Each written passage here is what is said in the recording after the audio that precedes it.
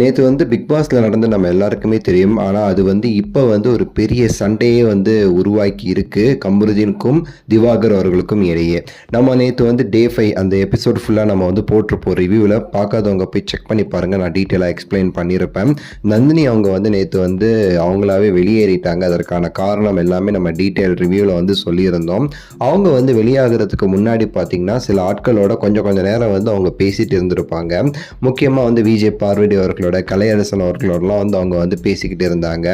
அப்போ வந்து பார்த்தீங்கன்னா நம்ம திவாகர் அவர்களுமே சரி அவங்க பேசிட்டு இருக்கும்போது பக்கத்தில் கொஞ்சம் தள்ளி தான் உட்காந்துருப்பாரு.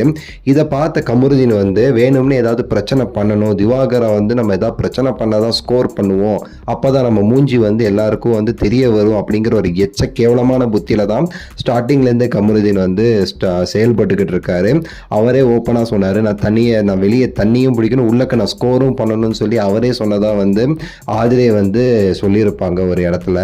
ஸோ வந்து ஒரு எச்ச புத்தியோட தான் சுற்றிக்கிட்டு இருக்காரு இந்த கமருதீன். ஏதாவது ஒரு இடத்துல வந்து ஸ்கோர் பண்ணணும்னு சொல்லிட்டு அந்த எச்ச புத்தியை வந்து நேற்றுமே சரி நைட்டு வந்து அவங்க பேசிகிட்டு இருக்க சமயத்தில் திவாகர் கிட்ட போயிட்டு அவங்க தான் பேசிகிட்டு இருக்காங்கல்ல, நீ எஞ்சி வா, இந்த சைடு வா அப்படின்னு சொல்லிட்டு வந்து திவாகரை வந்து பிடிச்சி வந்து கேட்குறாரு.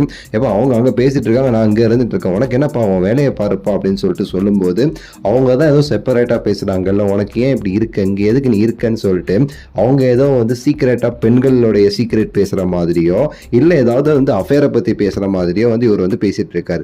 ஏன்னா அங்கே லேடி மட்டும் இல்லை, விஜய் பார்வதி இருக்காங்க, கலையரசனும் இருக்காங்க. அப்போ வந்து இவருக்கு தேவையில்லாத என்ன பிரச்சனைன்னு எனக்கு புரியலை.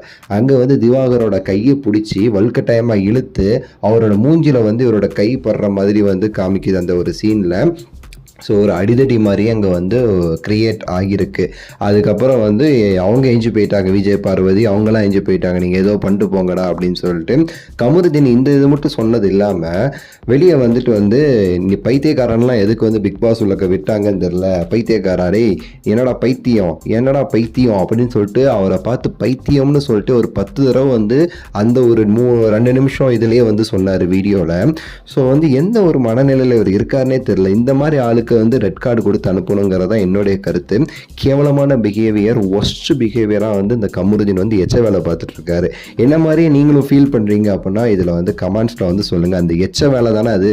அவரை பார்க்க எனக்கு எங்கேயுமே அவரோட ப்ளஸ் பாயிண்ட் எதுவுமே தோணல. வந்ததுலேருந்து அவர் ஃபுல்லாகவே நெகட்டிவாக தான் என் கண்ணுக்கு தெரிகிறாரு. உங்களோட கருத்தை வந்து பதிவு செய்யுங்க. இது போன்ற அடுத்தடுத்த வீடியோஸ்களுக்கு நம்ம சேனலை வந்து சப்ஸ்கிரைப் பண்ணுங்கள். நன்றி, வணக்கம், மகிழ்ச்சி.